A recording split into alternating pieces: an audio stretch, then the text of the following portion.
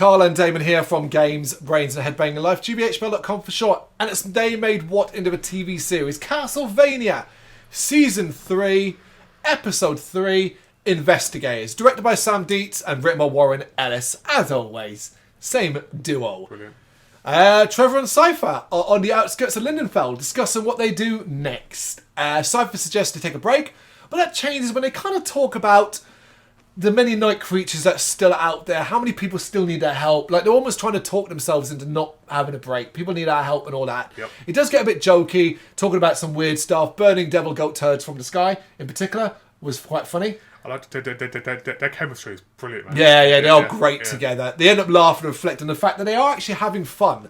Cypher is really enjoying her life, but Trevor suggests she is bored being in Lindenfeld, and that's kind of what they need to do. We can't really stay here. Her enthusiasm is adorable, and Trevor agrees to go back on the road as much because he's also having fun. And also because Lindenfeld is beginning to give him bad vibes. He almost wants to get out before they have to do anything, before it reveals itself and they get involved. I feel like he doesn't really want to get involved. Yeah. But before they can go any further, the judge arrives and invites them to tea. Inside his home and alone, they reveal who they really are and what they actually do, because they feel like they can trust him. After being convinced of who they are, he asks them to help him look into what is going on in the Priory, because he can't get access.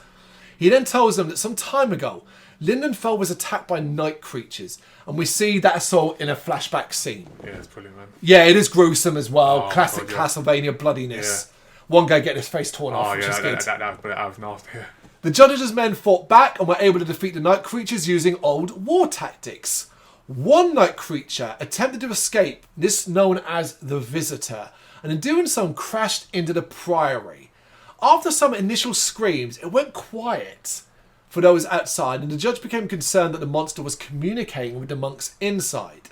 An ethereal green glow and storm concentrated above the Priory certainly suggests something sinister happened, right? Yeah, definitely, yeah. Indeed, and he claims the monks came out after with the supposed remains of the creature, but he also seemed disturbed, broken by what had happened. So, there's our hint that something bad went on in there. Something dark and deep. Yeah.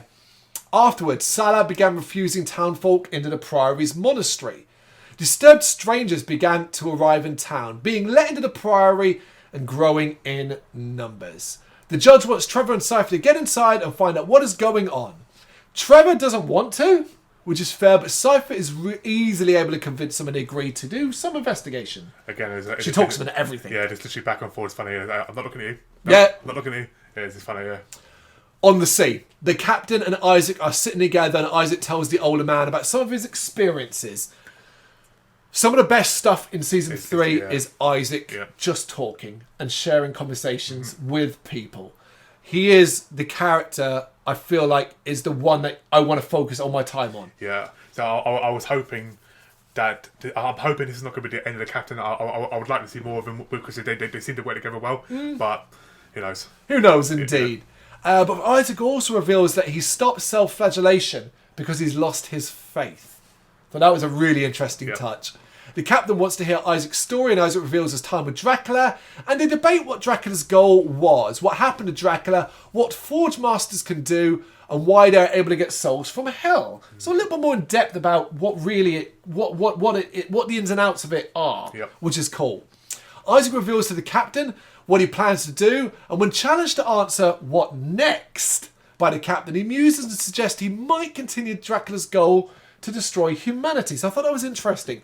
Isaac hasn't really made up his mind. At the moment, he's focused on vengeance on Carmilla, Hector, and vengeance for Dracula, really. Yeah. They begin to debate the merits of humanity and if humanity deserves to live. The captain suggests that Isaac needs to find his own path in life, and that he could use his skills to teach humanity to be kinder. And he does leave Isaac clearly with some food for thought. We go back to that thing that we've talked about before.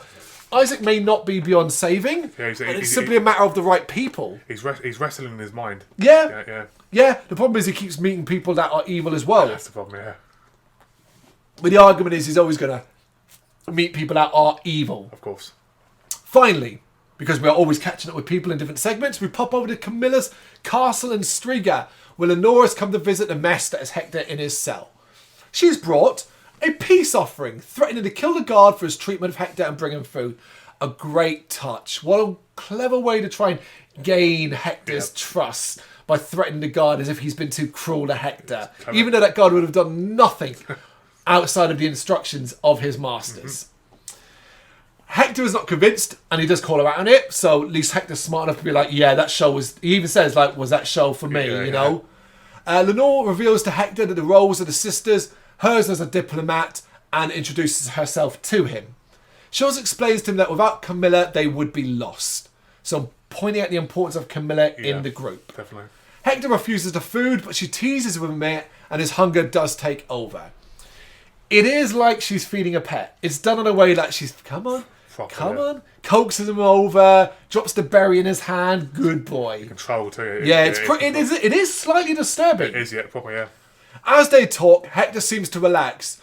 But when Lenore offers him some chicken through the bars, he grabs her arm and slams him into the bars several times. I was just like, what are you doing? Like, I admire your attempt, but like, what are you doing? She's a vampire, for fuck's sake. Jesus. Yeah. With his hand around her throat, he demands she call the guard and get him to open the door, promising to rip out her neck if she doesn't. As he points out, I can't kill you, but you might have a bit of trouble with ripped that neck. What were you going to do next, Hector? Walk out. What were you going to do? Just I mean, like, good God, Hector. Yeah. Desperation, I know. I liked it because it was a different side to him.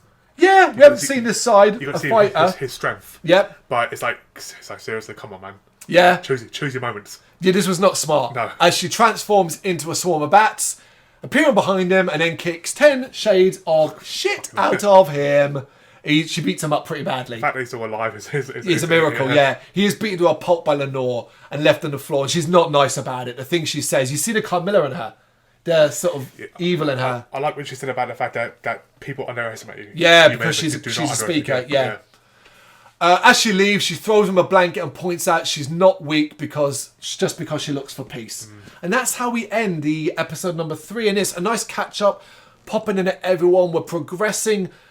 Right, of the 3, let's leave Alucard to the side because he doesn't appear in this. Of the 3 from this episode, which one... So we kind of have 3 different stories here. We have the mystery of the Priory and what Trevor and Cypher are going to be looking into, which I think is really interesting. I want to know more. Yeah. We've got Isaac and the tussle between good and evil and what he really plans to do after he gets back to the world and to Styria and stuff like that. And then we've got Hector's situation with Lenore. I think Hector's situation with Lenore is probably the least interesting of the 3, even though it is still... Like, I want to see, and I want to know where it goes. I mean, obviously, I know where it goes, but you know what I mean? Like, where it is. I mean, the one thing it showed as well is that too many times on previous shows, they try and do something like this, but it's like, you're always leaning to one thing. But this one out, I want to know all 3 of them. I want to know all 4 of them. Yeah. You know, so and it's like, I know there's only like 13, 14 episodes left, and I'm like, for God's sake, man, when this ends, I'm going to lose that massive thing that I enjoy. You know, and I'm gutted because it's a great TV series. You know. Can I promise you the one thing? It will end. When it does end satisfyingly. It's not like you're left going, I wish for more. I want more, yeah. We have a beginning, we have a middle, and we have an end. That's good. So, you know, but we're way away from that at the moment. What we are now setting, don't get me wrong, we are in the process of setting up the end game events and the things that will mean we get to a point where everything closes out. Yep. But right now, we're not there yet. We still have stories to finish up here first. It's another good episode. A stopgap more than anything else. Not much in the way of action, but we are still telling good stories. It doesn't need it. Again, it showed us. Everybody could just sit around and talk, and I'd still be interested. Exactly. Episode 3 from season 3, Investigators. Got any thoughts, Sneak? You know what to do? Let us know in the comments. Thank you very much for watching. If you'd like to see more content like this, please consider hitting the subscribe button. It is gratefully appreciated. You can find us over at gbhbl.com, our full website where reviews, news and so much more goes up daily. We're also on all social media platforms, Facebook, Instagram, Twitter, Threads, at gbhbl. Just search for gbhbl and you will find us out there. We also have merchandise on sale. You can access the shop via the website.